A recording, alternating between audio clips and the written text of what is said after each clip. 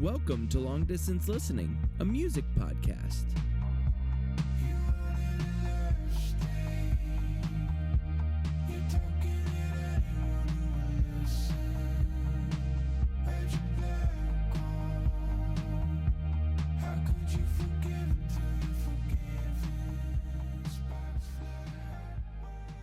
Hello and welcome to Long Distance Listening. I'm Andrew. And I am Nate. Welcome to our Andrew Belle episode. Today we will be talking to Andrew Belle about his latest album, Nightshade. It is an awesome album. If you haven't had a chance to listen to it yet, definitely go ahead and do that if you'd like, because we will be talking about the album. But if not, that's fine. You can continue listening here. We will be talking about Nightshade with Andrew Belle. We are excited for you to hear the interview. It really was a great interview and fun for Nate and I to interview one of our favorite artists there. And Andrew Belle was so nice and very gracious with his time. So we hope you'll enjoy the episode. So Nate, you ready to jump into our interview with Andrew Belle? Yes, sir. All right, today we have with us Andrew Belle to discuss his mind-blowing fourth full-length LP, Nightshade, with us today. Andrew, thank you so much for taking the time to join us. We really appreciate it. Oh, my pleasure, guys. Thank you for having me. So before we start, Andrew, we were wondering if you'd be down to play a little game we like to play called How Blank Are You? So today, it's How Andrew Belle Are You? And it's really just for us to figure out, actually, pre-interview, Andrew was basically jokingly doing this very thing. It's to figure out how we can be cool by copying whatever you answer will be our new answers to these things. Oh, man. So feel free to share your opinion, knowing full well that it will form the opinions of others. All right, No first pressure. question. No pressure. No pressure at all. First question, shoes or sandals? Ooh.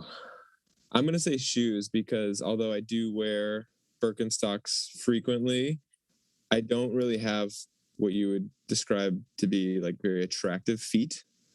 And so it's not a great... How would you describe very attractive feet? Well, they're just, I clip my toenails and all, but that's about the best I can do. I just, some people have more proportionate toes. Like for example, my middle toe is longer than the big toe.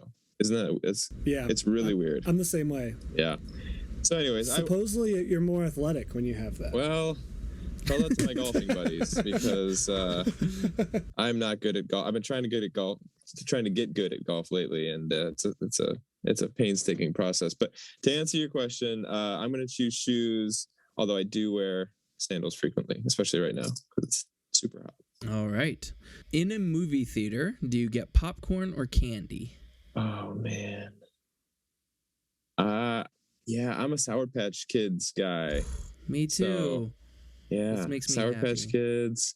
My wife and I can get away with that though because my wife is more like she hates candy, so she'll cover us with the popcorn. I'll cover us with the candy. But yeah, that's usually my role in a relationship. The candy guy. Yeah. I just love defining one's role in a relationship as a candy. Yeah. All right. Baseball parks or national parks? Man, it's funny because I'm a really big sports guy, but baseball is maybe my least favorite sport. But I'm not a huge outdoors guy, although I do, appreciate it when I've been exposed to it. I'd say baseball. Give me a baseball park. I just recently, last week, I have a friend who works for the Cubs here in Chicago where we live. I never wanted to ask him for tickets because he's given me tickets in the past and it's been really sweet and generous. And after a while, you don't want it to seem like you just expect that every time. But I wanted to see him. I knew he was going to be at the ballpark. So I bought tickets myself and I just said, hey man, I'd love to see you. And of course he upgraded our seats to right behind home plate with access to the, it's under, I don't know if a lot of people don't realize this, but underneath home plate, they dug out under Wrigley Field and it's giant restaurant and bar and everything's, if you have access to it, everything's comped. And so I had an incredible experience at Wrigley 2 weeks ago now. And so for that reason, I will say baseball park. Wow. That's a good reason. Oh man, That's a very good reason. Yeah. All right, spring or fall? I'm gonna say fall, because although both are great as they are like a reprieve from the extremes of the weather that we see, but I love the fall. I feel like we get to get back into it. I was just telling my wife this the other day. I love when you round the corner into September and school starts again. You're back on a schedule, back on a routine. The weather's cooling off. Football's starting back up. I don't know. The holidays are kind of around the corner. I love all that. So yeah. I'm gonna do a quick follow-up question that is not. Well, I mean, it's pretty close. This just made me think. I have been listening to Nightshade a lot, and Okay. I just realized when I asked it that in my mind, Nightshade is a fall album to me. That like that's how I perceive it. Do you perceive Nightshade as any sort of season? Is there any connection to any season for you, or it's all seasons? I think all my records feel like fall records to me. Black Bear, Dive Deep, and now Nightshade have all released right at the end of August. Yeah. And sort of bleeding into the fall, where I get out and I get on the road and I play some shows, and so all the albums in my mind feel like they encapsulate that season. And so I think that's accurate to say.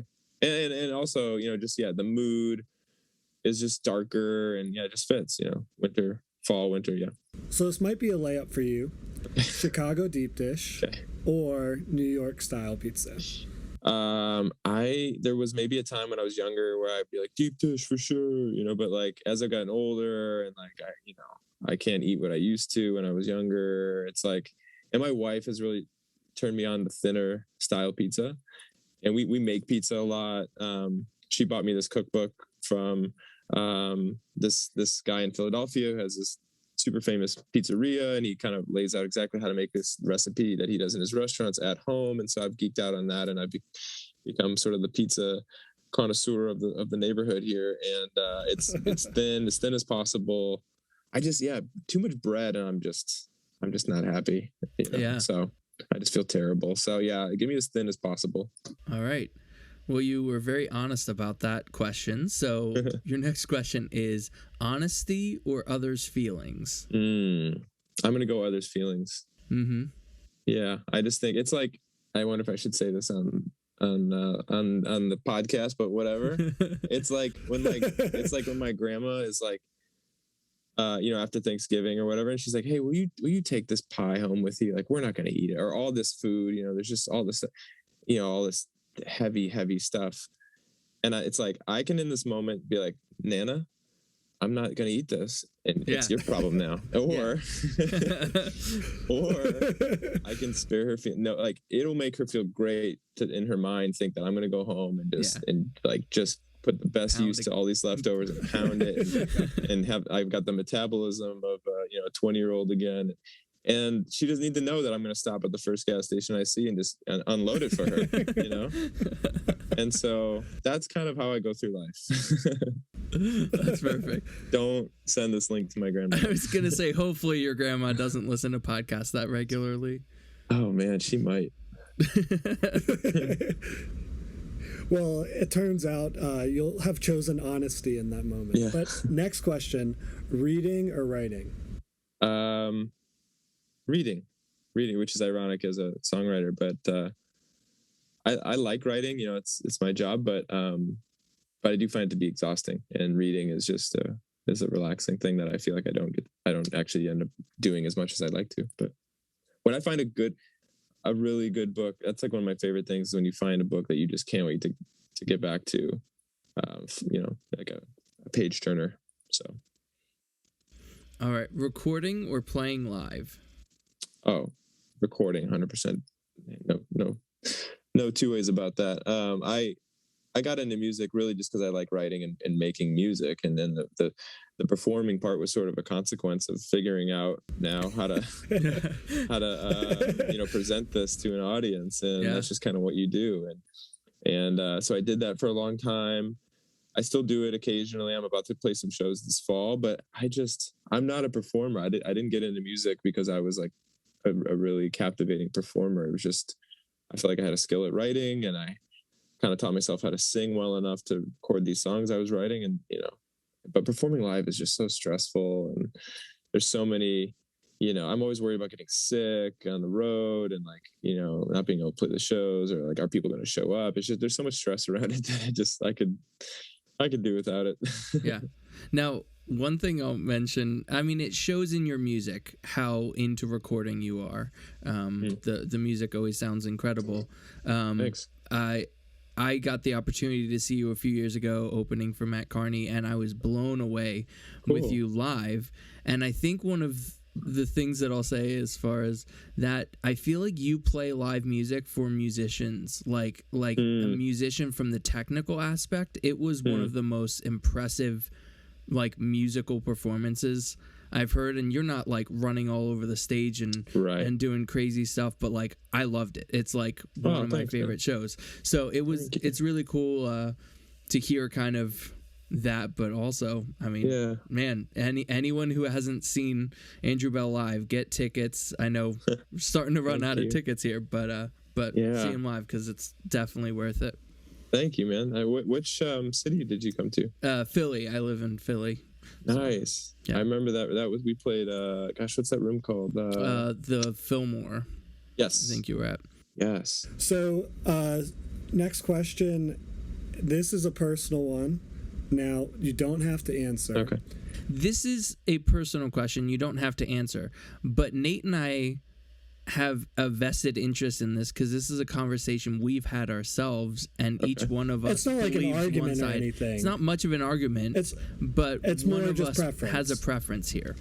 Okay. And one of us has a like more accurate preference. No, I'm just kidding. So Black Bear or Dive Deep? Black Bear. Yeah. Yes, let's go. Let's freaking go. Yeah, I just I really am proud of Dive Deep. I am. I mean, there's maybe a handful of things I'd go back and tweak or change or whatever, but Black Bear, and same with Black Bear, with everything I do, there's always a change I would make in retrospect. But Black Bear was just such a magical little season when I made that album. I was like getting married. I was engaged, about to get married, and so life is just like crazy around that time, and so everything's so new. And sonically, I was making music that I hadn't made before, and that was scary but also exciting. And so I just have such a fond memory for that whole record making process. So yeah.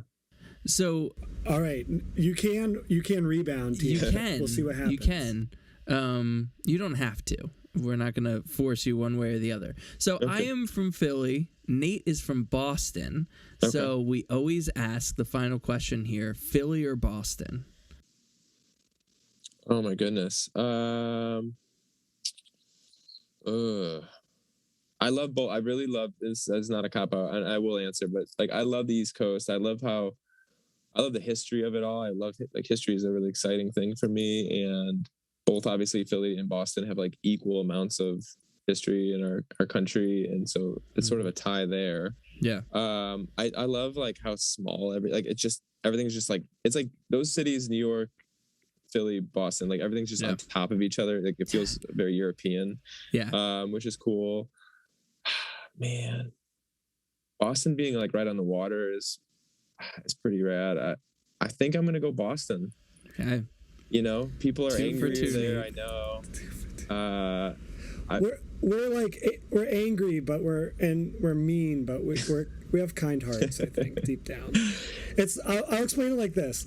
Like I had a neighbor that didn't talk to me really for like 2 or 3 years, but during a big snowstorm, he like just helped. He had a snowblower. He like helped plow our driveway. Yeah, it's like that type of culture, right? Where in Philly, people won't talk to you and won't help you. Yeah. I'm from Philly, and I'd probably rather get lost in Boston than Philly. Yeah, I think. It depends if you're talking sports and stuff. Both fan bases are a little crazy with sports, but Philly, one has a winning history. Philly doesn't know they're the city of brotherly love. They just, That's a tough one though, man. But even like food wise, like I know Philly has great food, but just Boston being on the water and like oysters and seafood and all that stuff, and you go down to that little, what's that, like Italian district? There's like that one street. Oh, Yeah, the North End. Yeah, exactly. I don't know. I just have such fond memories from touring. Like the first time I ever really traveled the country, driving from New York City to Boston, and in October, and the leaves are changing. It's like so gorgeous, and you get there, and like the air is crisp, and the seafood is fresh, and I don't know. I have such fond memories of that. So it's a tight one though. That's a tough call. You don't need to worry about his feelings. No. It's okay. We know it's Boston and a landslide. Yeah. That's all right. All right. So moving more to your music in general than that, with the release of Nightshade, I'm sure fans can't wait to hear some of these songs live. You've already announced 4 fall shows in Chicago, New York City, Nashville, and LA, and a few of those shows are already sold out. So what can you share about what fans can expect to experience at these shows? And do you have any other show plans kind of in the works at this point? Well, so there was a point in February in which I kind of had to make the decision, which seems wild, deciding about shows in September, but I had to make the decision whether or not I was going to do a big, ambitious national headline run, with full band and full production, kind of like what you saw us do back in 2018 at the Fillmore. But I don't know, just everything was just still really murky and unclear about how the fall was going to look. We were just at that point starting to get optimistic or cautiously optimistic about touring again and people being in rooms again for live music. And I just had this instinct that the fall was still a little soon and it was going to be tricky logistically, and then all of a sudden, like April, May, June come along and like everything's opening up and it's like, whoa, we're back to normal. And I was like, shoot, maybe I should have done like a full big run, but now mid-August, it's like everything is like blowing up again and everyone's, I don't know, everything's getting wild again. So I don't know. In retrospect, I'm glad I made the call to just keep it to these 4 shows, although I apologize that I neglected your 2 cities. That was really my call. That was kind of my manager's decision. But what we decided to do in lieu of like a big run, a tour like we would normally do, let's just play 4 sort of like intimate acoustic shows, which I don't do very often actually. And so I just wanted to, basically I didn't want to put out the album and then just, do all this work and the new music's coming and then it's just album release day is exciting and then the next day it's just all over. I wanted to like follow up with some live shows and keep kind of the energy going around this record. So I agreed to play these 4 acoustic shows, keep them super simple. I'm not going to be trying to drive city to city. We're just going to fly. That's why they're so spread out. And my buddy, I have a friend named John Guerra, Jonathan Guerra, who is a really great artist. And I've known him forever. We went to high school together. He's performed with me and performed on my records and produced some stuff. And anyway, so we're great pals. And I just in my head, I thought, if I'm going to play some shows this fall, I want it to at least be fun and something I'm looking forward to. So he's going to play alongside me and open the shows as well. So yeah, they're just going to be like these intimate little, like we're playing smaller rooms than we normally would. They're going to be kind of these intimate acoustic shows. So, and then, 2022, a year from now, hoping, the world looks a little more normal than it does today. And maybe we can do a full band, full production thing again. So, yeah, that's where we're at. So we wanted to, oh, sorry. Oh, you're good. We want to take a few steps back before we talk about Nightshade specifically. First, in terms of your songwriting, you've said that personally the composition comes first, then the melody next, and then the lyrics after you've really let the music set in and the melody really like wash over you. You can really give your heart to it lyrically.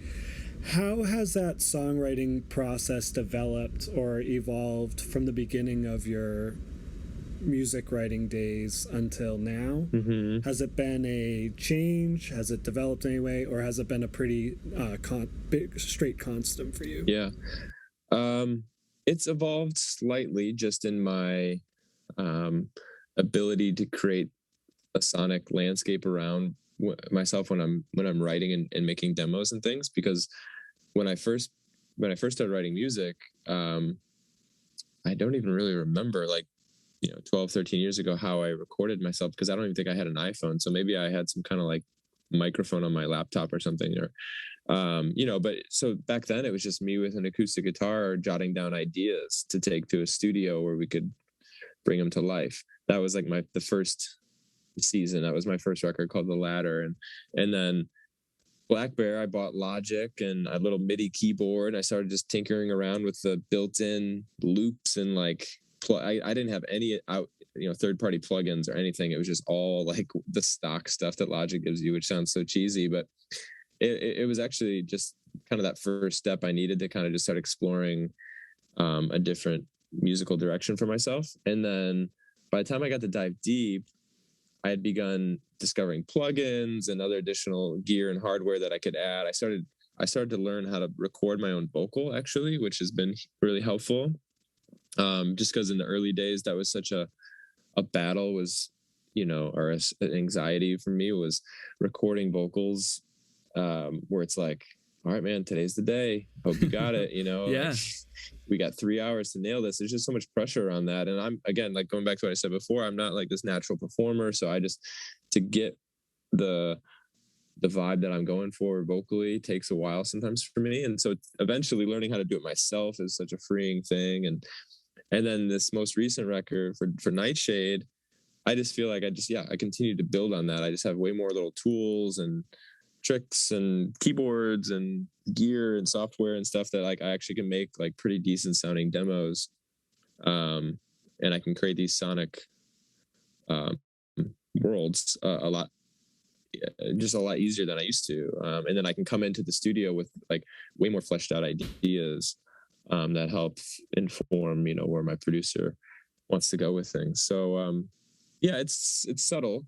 That's the writing part. And then as far as like I don't think I've changed too much though, as far as how I approach, it always starts with the music first, 4 chords or whatever, 3 chords, and then a vibe, a beat, a groove, and then mumbling some kind of melody. It's usually I usually write in a high falsetto vocal, because I have more range that way and more flexibility with what I can do with my voice. And then from there, I generally will adapt it down to my normal singing voice. Although on this record, there ended up being more songs than usual that just felt right sung in a high falsetto voice rather than a full voice.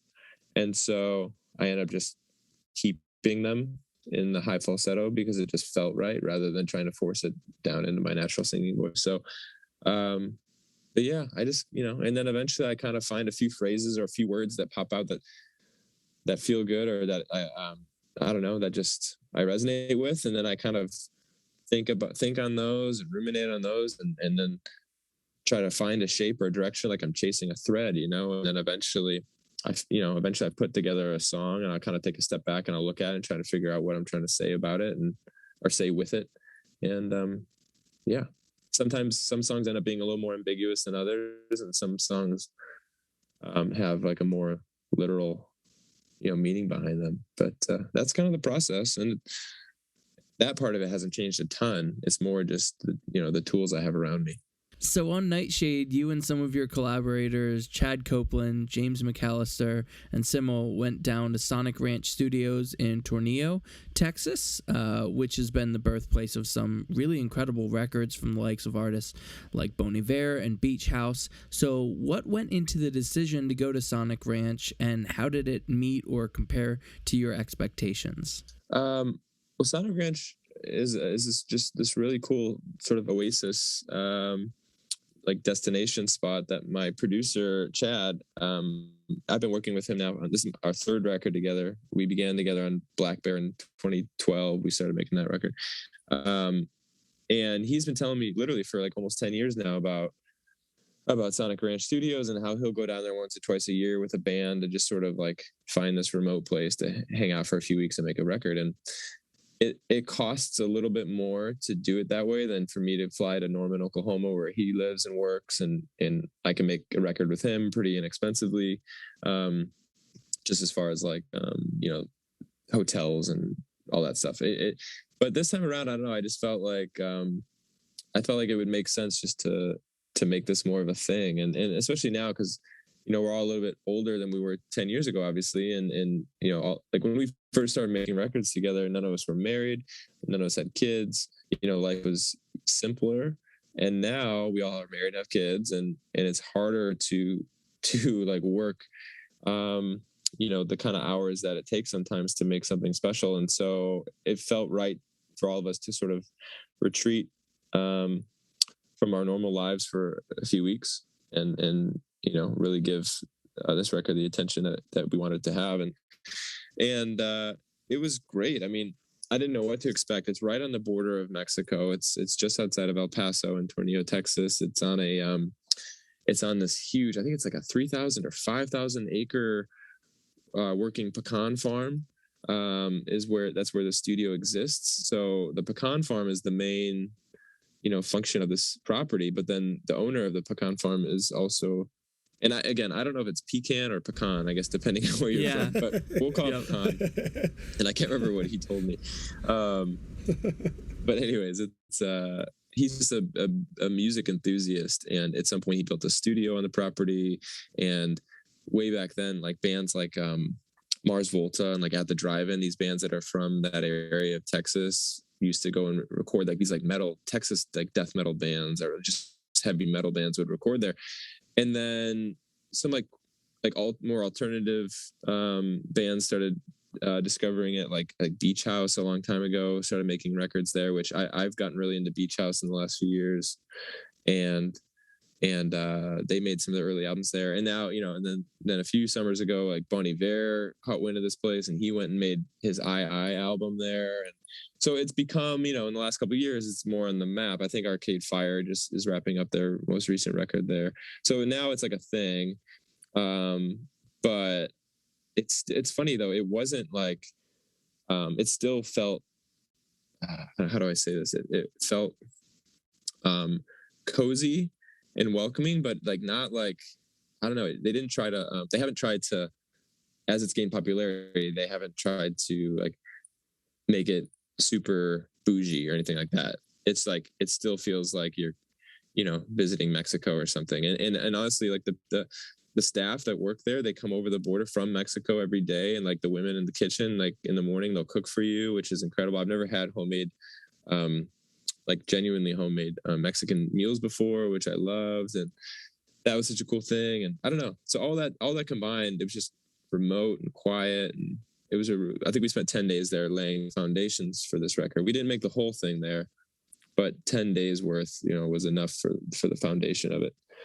And it was really, really cool.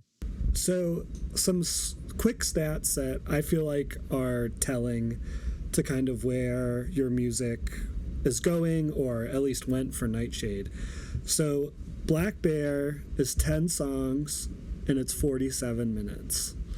Dive Deep, 11 songs, 47 minutes. So like a little shorter. Is that right? And then, yeah, in terms, obviously per song shorter, same amount of time. I didn't realize they're both 47. Yep, right. Well, I don't want to say right on the nose because that wouldn't be true. But yeah, they're both 47. And then Nightshade is 10 songs, 35 minutes. So that's a 12-minute drop-off, which is basically like 25% of the total runtime for the past two records. Yeah. Do you feel like that progression reveals anything about your songwriting? Was that at all intentional? Were you aware of that? I'm just going to throw all those out there. No, I did know it was 35 because I've had to do a lot of like, back end admin work. I have a manager, but that's about it. It's just like me and him, and we do everything. So I know a lot. I have to input a lot of data on the back end. So I knew it was 35. I did not know that the other two were 47 each. That's kind of funny.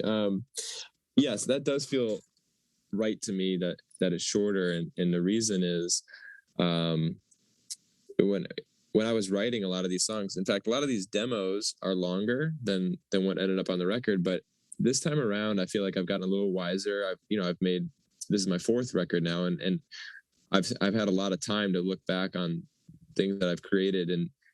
and say to myself like, oh, I got a little gratuitous with this part, like it didn't need to be 16 bars, it could have been half that or a quarter of that, something a little more concise. Like it sounds like you guys know my music well. So like, for example, like Dive Deep, the first track on Dive Deep, it's a song called Horizon. I love that song. I'm really proud of it. But when I listen back to it, it does feel like the second verse or something. Like my producer would just be shaking his head right now because he told me when we were making that song, he's like, dude, this song is so long and like it's just really linear and like we just need some dynamic or like we need to like shorten the second verse. And I'm like, dude, I know, but lyrically, like just what I'm trying to communicate here, I can't part with any of these lyrics. I just like they all have to be there.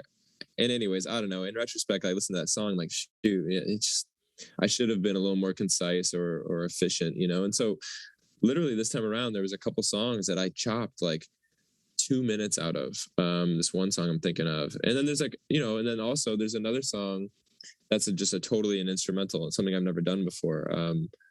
I usually throw in the middle of my records like a song that's a little bit of an outlier, but this was the first time I just didn't even try to sing on it. I just wanted it to be a musical moment, and for that reason, I didn't want that to be over, just gratuitous, indulgent, just like 8-minute instrumental.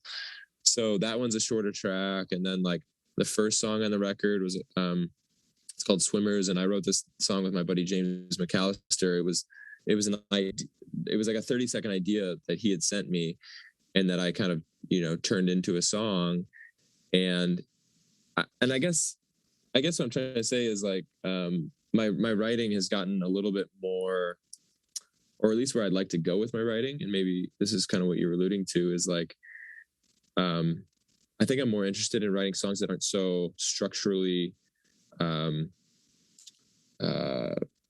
just normal, or for lack of a better word, you know what I mean? Like everyone's got like an intro and a verse and a chorus and a verse and then a bridge. And I like I'm starting to write songs that are just a little bit more freeform. Swimmers is a good example of that. And for that reason, sometimes they end up being short, like 2.5 minutes instead of 4, so that'll do it. But yeah, I think if that, to answer your question, yes, it's intentional. And that probably is a good indicator of where my interest in writing is just kind of exploring non-traditional song structure going forward. So for me personally, Nightshade is your most subtle and refined record, which is, I think, what I was trying to hint at with the last question a little bit. And you mentioned this chopping off and not overfilling songs. But I'm going to change up my question a little bit. I think your production, there's so much production in there, and yet it doesn't feel full on this record. It doesn't feel like my head is swirling. I can't keep track of everything. Yeah. Which I feel like could happen when things are like overproduced. Yeah. I think you do a really good job of selecting, like, I'm not going to overcrowd this space while I'm still going to have like substance there. I'm still going to have like meat on the bone. It's just not going to be too much. Yeah. How do you find that balance of and how did you find balance on Nightshade specifically of when there's a little too much production or not quite enough? Well, it starts with working with a good producer, which I've been lucky to do so for the last 3 records. Chad is always trying to get me to be a little more minimal, because me as I'm just a songwriter. I'm not a producer or an engineer. And so everyone's first instinct is more and more and more, and that's something I've had to learn over the last couple of records is like more is not always better. And so that's something I've just learned to trust him with. Creating dynamic subtly rather than just, bigger and louder everything. So that's kind of just something that he's always pushed me toward and that I've slowly loosened my grip on, for lack of a better word. And, I haven't listened to the record in a while. Once I close the book on an album, I try not to listen to it too much because then I'm worried I'll hear something that I'm like, oh shoot, and then I'll get all stressed out that I forgot to, whatever. So it's been a bit since I've listened. I can think of specific examples of when we use some restraint with that. But in general, I would say like my producer Chad Copeland is largely responsible for the subtlety and the nuance, that is hard to achieve. Yeah. So you didn't start off as a pop artist, and maybe you don't wear that label yourself at all, but for all intents and purposes, you're an artist that makes pop music. And one of the strongest elements that would be essential in pop is melodies, and I would say that's one of your strongest qualities as well. So are your melodies hard to come up with? Are they natural, or have you had to kind of hone that with a lot of practice? I would say, yeah, I mean, you're right. Like, I don't think of myself as a pop artist in the traditional sense of what you think of when you think pop music, but let's face it, like, we're just talking about like popular sounding music, which is what I create, So, yeah, I think melody, that's something I've always, if I've ever had one strong suit, it's been melody in combination with lyrics, and everything else I've just had to learn how to do. But yeah, that's not to like sound arrogant or whatever, but that's just like melody is something that's always come really naturally to me. And sometimes I'll be working on a song and it's just not coming. And that's when I kind of know that, like, as cool as maybe this might sound, it's just like this song isn't meant to be finished right now, and I'll have to revisit it later. But usually I don't continue pursuing a song if I'm not kind of getting that gut feeling, when I'm like, which I don't know how to describe that, but like when I'm writing a melody and something comes out that just feels like, yep, that's it. And then sometimes something comes out that just, or I just can't find that moment, and then I'll let go of that song, or I'll come back to it later. So yeah, it's kind of hard to describe, but I just, that's just something that is, some people are just naturally amazing singers. That's not me, but I will say, yeah, I think melody is something that I have a knack for. So it might not be reality, but for me, without a lot of context with the lyrics, this is easily for me your darkest record lyrically. And I also think instrumentally it's probably your darkest record. Dark Bear was dark, but it had its really bright moments. I feel like Dive Deep was brighter, that also had its dark moments.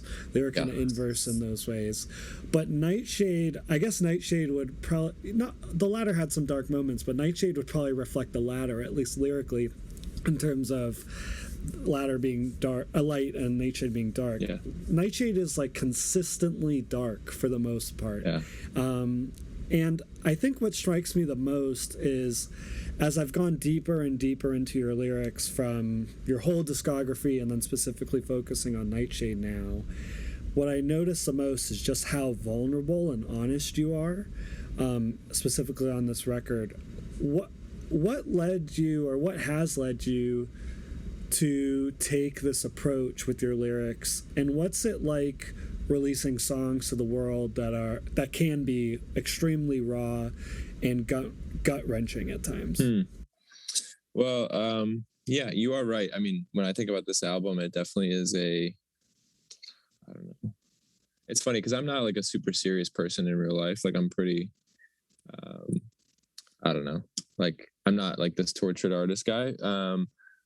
But that is the music I gravitate toward. And I would say the one outlier, like My Poor Heart, the first single we put out on this record, is more of this like upbeat love song, like kind of pop. It's the poppiest thing on the album.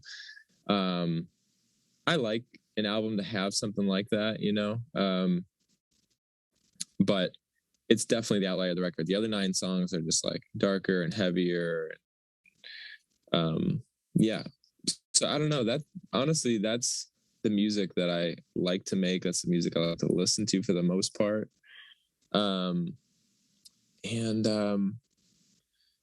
I don't know. I mean, I've written 50 something songs now. And in the early days, it's sort of, it's sort of like uncomfortable or awkward. You're writing these like thoughtful, but also vulnerable songs, and like in the earliest days, like the only people listening to them are your friends and your parents, and you feel kind of like, oh, this is weird, it's like someone's reading my family's reading my diary or whatever. But as I've done this now for a long time and thankfully developed like fans, who consume the music and appreciate it, I've lost my embarrassment over that or insecurity about that, because I've just, I find that people appreciate it and relate to it, and it means something to them for the most part. Yeah, so I don't know. As far as where that came from, like you said, all my albums, there are moments. It just happens to be the heaviest one, but I don't know. Maybe it's just the season of life, I wrote most of this record. It's funny, Andrew, actually, shortly after I met you, like 3.5 years ago, when I got home from that tour, is about when I first started writing the first few songs for this album. Life at that point, we had our first child. My daughter at that point was like 2 years old. Life is just getting different. Like when you start having kids, life changes. Life gets a little, I don't know, like more complicated. And, although obviously, like, having children it's this like amazing thing, and there's so much joy that comes out of it, but also like your life utterly changes and it gets harder and like more frustrating and stressful sometimes, and like your relationship with your spouse changes in a lot of different ways, and you're working on that or battling that, and so yeah, my wife and I had our second child a couple of years ago, and like we've been in this era of like pandemic COVID world for 1.5 years, and there's just been a lot of like difficult stuff to navigate and all that, and so for me, it's like if I'm not writing about what's true and personal and real to me, I don't know, it's not interesting for me to write about. So I always try to just be really honest, and I guess maybe I'm not doing a very good job at it, but like I do try to write with some veil of ambiguity, so it's not like so literal, that it's like uncomfortable. Yeah, I don't know. I try to just be as honest as I can and let the chips fall where they may, as they say. So I feel like what's funny too is even My Poor Heart, like it's not 100% like bright. Like the choruses, but like the verses are like stuffed with turmoil and like tough times. You're right. But yeah, no, for sure. I guess I get like that's a good reality check for me. It's like I feel like in my mind that's like a pop song, and like it's but really it's like not. I mean, yeah, you're right, the chorus. I showed my wife and she was like, this song is so sad. That's funny. But for you it's the most positive. So continuing with the theming, you've mentioned that this record has to do partially with mental health, and it also feels like it discusses, and you just mentioned this now, like relationship type of dark times or struggling times. It deals with those themes as well. How did you decide on the title Nightshade? If you feel comfortable sharing this, how did you decide on the title as the best title to kind of represent the record and the main themes for you? Yeah, well, let's see. So how did it come about? I had written that word down years ago. I kind of keep a running notes pad thing on my phone of just words or lyrics or thoughts or ideas for songs and things. And Nightshade was on there for a long time. I didn't know if that was like the name of a song or just a lyric or whatever. And I first heard that word. It's funny. It's actually kind of a funny story. My wife, gosh, I don't even remember what year this was, but it was probably like 10 years ago now. But she kind of drugged me to this natural doctor, where they kind of did some tests on you to kind of figure out like your, what do they call it? Like, essentially their whole thing was like, there's like, I can't remember how many different types of, it's basically your blood. Like Enneagram.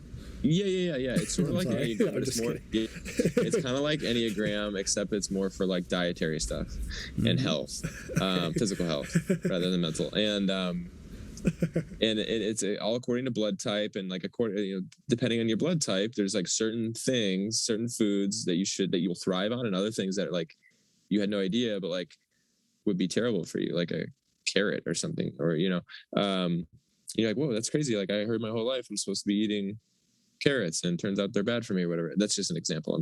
I don't remember what they told me, but what they told my wife was that nightshades were really bad for her. And I was like, what is a nightshade? I never heard of that. And turns out nightshades are like tomatoes, peppers, potatoes, I think. And immediately, we're thinking like, oh my gosh, like pasta and pizza and like, chili with like bell peppers, like all these things that like we love, that she turns out are not good for her constitution and should not be eating because she just doesn't thrive on them. And we're like, all right, I guess we're cutting out all these things, we're going to be healthy people. And then after like literally 4 days, it was like, no, we're not doing this. Like, we're not these rigid people. Like, we enjoy food. I guess we'll keep it in mind and in moderation, or whatever. But like, and anyway, so I don't know. That's just, I wrote that word down because I thought that was just a cool word. And the more I thought about it, I just started, I started thinking about, a lot of the theme around this record has a lot to do with, especially during like COVID,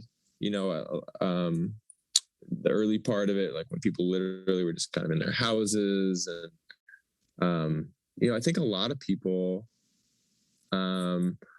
began to cope and deal with that season of life in unhealthy ways, using fill in the blank, whatever it is, whatever like your vice is, to deal with life, because it was like a really crazy, scary year last year. And I found that it's just, I began to think a lot about that, and like, why is it that we're drawn to things that aren't good for us to make us feel better? And it reminded me of nightshades and my wife, and how she's drawn to like, tomatoes and potatoes and peppers and things that's apparently not good for her, but she can't let go of them. And so that's kind of where that came from, sort of that overarching theme for the record. And then on top of that, just like, if you just break down the word, just like nightshade, like you said earlier, it's just a darker, heavier feeling album, and that title just felt right for it, so it's sort of a double entendre in that way. That's kind of the story behind it. It's pretty random, but that's where I came up with it. That's cool. I like hearing how, like you said, people can kind of take their own perspective, and then there's like multiple meanings and stuff. One thing I was thinking about is potentially the fact that those plants grow in the night or in the dark times was kind of like reflective of your relationship with your wife throughout all that, like not a lot of turmoil, but at least some turmoil and some tough times. But it's a great title because there's tons of different takes you can have, for sure. Yeah. And I like telling anecdotes and things like about songs, and when I find that I feel like they're interesting or informative or whatever. But sometimes I don't know, I find like sometimes you can see behind the curtain a little bit too much, and like your favorite song is your favorite song because of what it means to you in your mind at some subliminal level of what it's about. And I found that sometimes you find out what a song or an album's about, and you're kind of like, it just changes it for you. So sometimes those things are maybe better left for the listener to just, decide. Yeah. So quick transitioning to a couple questions about track listing. How was the track listing process for you for this record? Did you head into the studio knowing the exact songs and track list? And if not, what was the process of nailing down the songs in their order? Man, that's a tough question. Well, actually, no, I'm sorry. It's not a tough question. It was a tough process. Tougher maybe than any album I've made. I knew Nightshade was the title. That just, of all the titles, just felt like we just talked about, it just felt like, just even on the surface, it's just a cool word. And then on top of that, it just really felt like it defined the record. So that was easy. Where to put it was tricky for me, because like, for me, I love that song, but it's slow and it's like dark and heavy, and like for me, I felt like a song that needs to get kind of tucked toward the back. Maybe that's like an insecurity or something. I think about people listening to the song, and if like track 2 is like this like super slow song, I'm going to lose them or whatever. But and ultimately I did put it towards the end of the album, but my manager was actually the one who was really, really into that song and kind of pushed for it to be an actual single that we promoted and did a video for and everything. But no, it was hard. I labored over it for a long time. I would get in my car and I'd put all the songs on SoundCloud, and then I would sit there and drive around and I'd reorder the set, the track listing on my phone, and then listen again. And the first track, Swimmers, was actually supposed to be the final track of the song. But then I don't know, some stuff got shifted around and I needed a song. I wanted a song right out of the gate that was like not like the biggest and the best song, but just something that was solid and upbeat and exciting. And I don't know. Yeah, that's why that went there. I honestly, so like track 6, for example, Shorthand, it's an instrumental, and I wanted to put that song at the top of the record. I wanted that to be the intro. I felt like that would just be a really surprising, bold move. And I don't know, ultimately I don't know. I think I chickened out a little bit, and I couldn't do it. I don't know. I guess I was a little nervous at the idea of like, well, it's ironic because you guys are obviously both male listeners of my music, but I look at the demographics of my music, and it's like 70-30 female to male. And so I think about that sometimes, like a lot of my earlier music was a little like more upbeat, or ballady, and so, and as I've continued to make records, my music has gotten a little bit more I don't know, a little darker, maybe a little more masculine. I don't know if that's the right way to describe it, but like I do think about that sometimes on some level of like a large percentage of my listeners are female, and I got to turn them off if like the first 4 songs of this record are like these more, I don't know how to describe them, but just like heavier, darker songs instead of more upbeat songs. So that they seem to be gravitating toward, according to my Instagram insights and my my Spotify backend demographic breakdown. So I don't know. Those are things I think about, but it was challenging. Ultimately, I just had to say, okay, this is good. It works. I don't know if I'm going to find the perfect combination for this track listing, but yeah. So sometimes demos can transform into something completely different on the final mix than what they started out as. Sometimes these changes are small but important variations. So what was the song that progressed or changed the most in the studio? My probably My Poor Heart. That one I wasn't sure. I wrote it just on a keyboard. There was no groove or beat along with it. It was just a piano and a vocal, and all that production around it was like the heavy synth bass stuff and the rhythm and stuff that all came from my producer Chad. So that's one that like is drastically different than the demo. And also there's a song called Numbers that the demo is just a simple kick and snare drum beat, and I can't remember what kind of synthesizer I used. I don't know. I have a Prophet 6. I think I just found a cool tone on there and wrote the song. But that was all it was. It was just a synth bass kind of thing with a drum kick and snare beat along with it and the vocal. And then, this song ended up having a lot of guitar on it. There's a whole guitar melody that kind of carries a big part of that song. And then the end of the song really like toward the end, like the drums kick in and like all these heavy guitars come in, which is kind of, it's a little bit, I don't know, surprising, I guess, because I'm not really a big guitar-y guy, or like a lot of my music lately hasn't been very band sounding, for lack of a better description.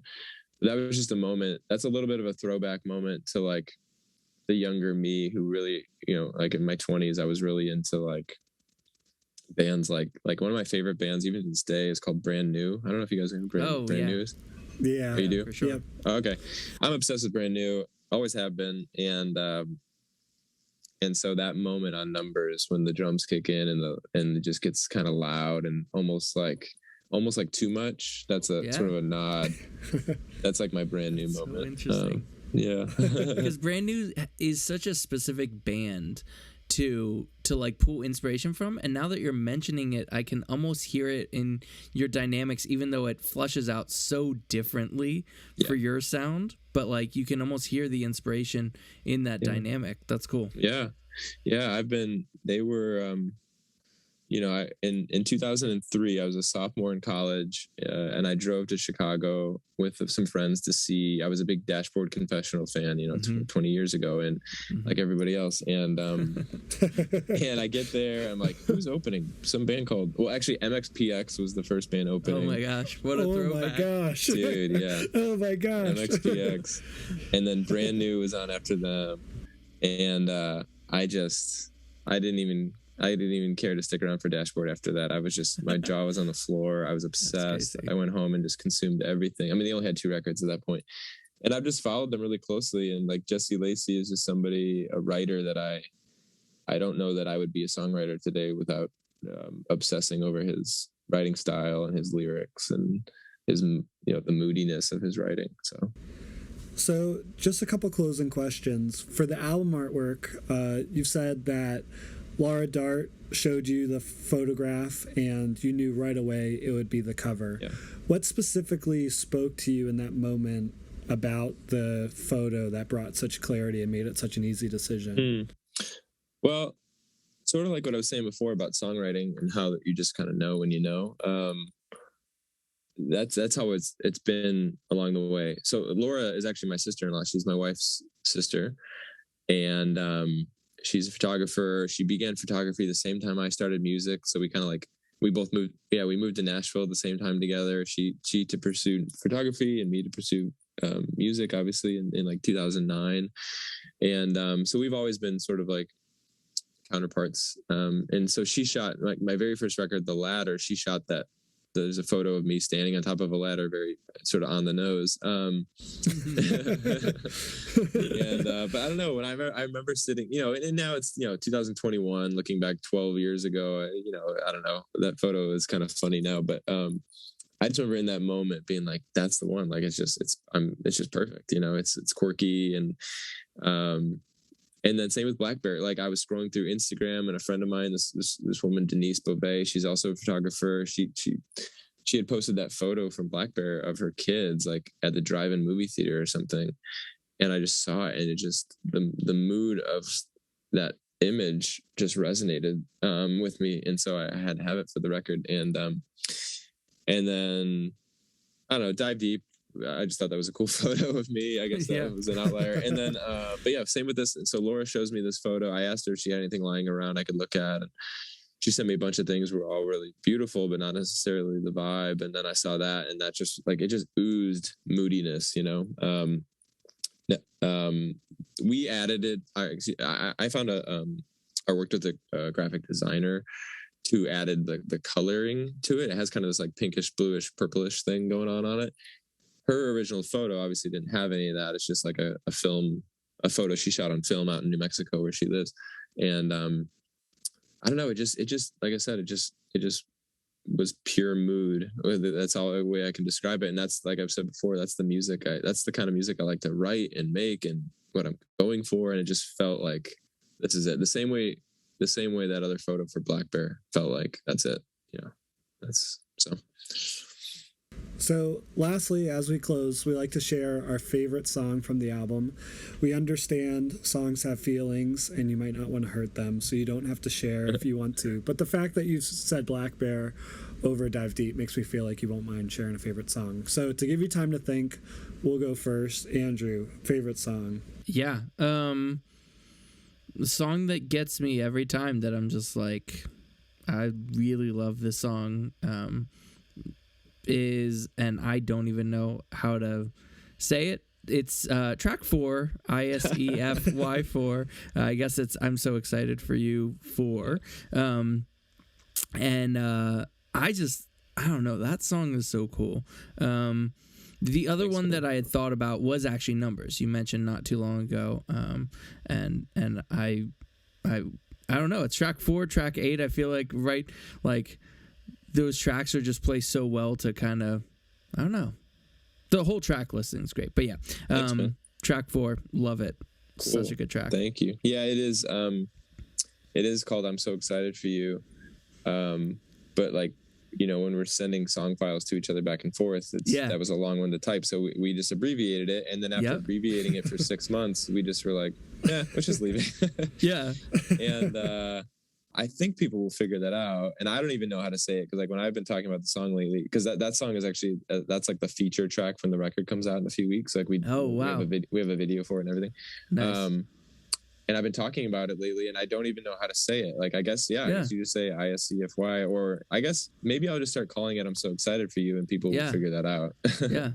Well, I was wondering if that, like, almost was an homage to what you did on Dive Deep with track 6, like TRNT. Like, if, like, that was a thing that you're going for now is just abbreviating. It's kind of cool that it's happened 2 albums in a row. Not saying you have to, but... it's just... Cool. It's...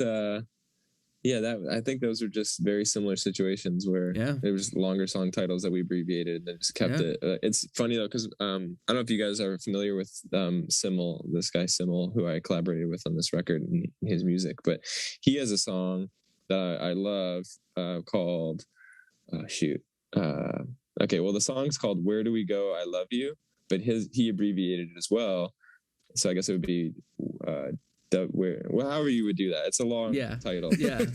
And he actually co-produced I'm So Excited for You, as well as My Poor Heart. And so maybe there was some of that influence in there as well with the acronyms, So Andrew and I don't discuss the favorite songs beforehand because we like to be surprised. But mine's actually Numbers. Oh wow. Nice. Which is funny. I think, like Andrew, I went back and forth. I'd be listening to a song, I'm like, yeah, this is my favorite. Easy. Don't need to answer this question anymore. And then I'm like, next song, I'm like, okay, sick, found my favorite song. Don't have to think about this. But for me, I think this is more just a personal thing. My favorite songs tend to be the songs I like the least at the start. Okay. And that might not make sense, but Numbers, for me, the chorus refrain at first, it didn't like hit as hard as I was expecting it to. And then all of a sudden it started hitting hard and I was like, oh, this is so sick. And I think my favorite production elements are on that song. I think it's just brilliant production. Thanks, man. And then the build-up, like you talked about, where you it's not just an instrumental build-up, but you fuse it with the melody in there at the end, which is such a beautiful combination too. So yeah, I'm gonna go with Numbers. Thanks, man. Yeah, I really like that song a lot too. I'm a big David Bazan fan also, if you guys are familiar with David Bazan. Oh my gosh. Does that resonate with you? Like that song? Oh yeah. I think I was listening to a lot of Bazan when I wrote that, and so it has a Bazan feel. To it. The production is like Blanco. Yes, production on that song. Yeah, so Blanco came out in like 2016. I wrote this song in 2018. Yep. I think there was definitely a connection there. Yeah. And my buddy James McAllister actually played a lot on Blanco, and he played on this song. So I think there's just a lot of crossover there. I like that song a lot too. And the chorus, I know what you mean. It's not like a typical chorus hook melody or anything like that. But one thing I actually think is kind of neat, and I don't know if I'm curious to know if you ever even noticed this as the listener, but the chorus melody begins for the first chorus. It begins in one spot, and then the second chorus, it actually starts like a half a bar earlier, or maybe a full bar earlier, or something like that. But so basically, like the first chorus and the second chorus are slightly different, but the melody is the same, but the way that the melody and the lyrics are falling, they're actually falling in different spots. And Again, this kind of points back to my amateurism. Like I did that on accident. Interesting. And it just felt cool. That's awesome. And so that was like a little happy accident that I was like really happy and excited about. And I think it turned out really cool. So is this where I say my favorite song now? This is. If you'd like to. My favorite track, it's been pretty consistent, but it's close. Numbers is definitely up there. But I'm really proud of Inside Voices, track 5. That one's a pretty darker one. It kind of has like this Tom York thing going on with it. But I don't know. I just love the simplicity of it, the melody. Again, that's another song where it's not this very obvious pop hook chorus thing, but you listen to it 2-3 times, and I think it kind of sinks in a little bit. And the production, I think, turned out really great. So I love that song. But because you guys also chose Numbers, and that's a really close tie for me, I'll say Numbers. So as far as the podcast is concerned and the song you're going to play, let's play. We've talked about it at length. Let's play Numbers. There we go. Oh, awesome. What the professional, look at Andrew Belle just setting up a clip. Oh, man. All right. It's fine. Nate's been trying to kick me off the podcast for a while. So, Andrew Belle, welcome to Long Distance Listening. You're the new host. All right. I'll take the better Andrew. Oh, man. Well, thanks, guys. So, Andrew, it was such a pleasure having you. And again, I'm not talking about Andrew Jensen. I'm referring to Andrew Belle. For real, we've been big fans for such a long time, and we just really appreciate you taking the time to talk to us about the record, but also to make the record. Yeah. It's so phenomenal, and we're really confident it will touch and speak to people of all genders across the world. Yeah, let's hope. And so, thanks so much, Andrew. You're the best. My pleasure, guys. I appreciate you having me on, and for obviously. Spending a lot of time with the music. I mean, you guys obviously did your research and enjoyed the music, and that makes me really happy. So thank you, and love to do it again sometime. All right, that was our interview with Andrew Belle. We hope that you guys really liked it as much as we enjoyed interviewing Andrew Belle. So make sure you reach out to him, thank him for joining us on the podcast. Make sure you get some merch from him, check out the new album, all that fun stuff. Support him. There are still some tickets as of this recording for his shows. So make sure that you go ahead and get those tickets as well, since it will be well worth it. You can also support our podcast by subscribing to the podcast, by sharing the podcast, all that fun stuff. You can find us on our socials, on Instagram and Twitter at LDL Pod, and you can also email us at longdistancelistening@gmail.com. Nate is the quickest draw in the West as far as replying to those emails. So you email him, I guarantee he'll respond within 3 seconds. So hey, you know what they say, over promise, under deliver. So definitely reach out to Nate. He does want to reply to emails more often than business emails. So send us something fun. Send Nate a funny meme or something at longdistancelistening@gmail.com. Thanks so much for listening, and have a great day.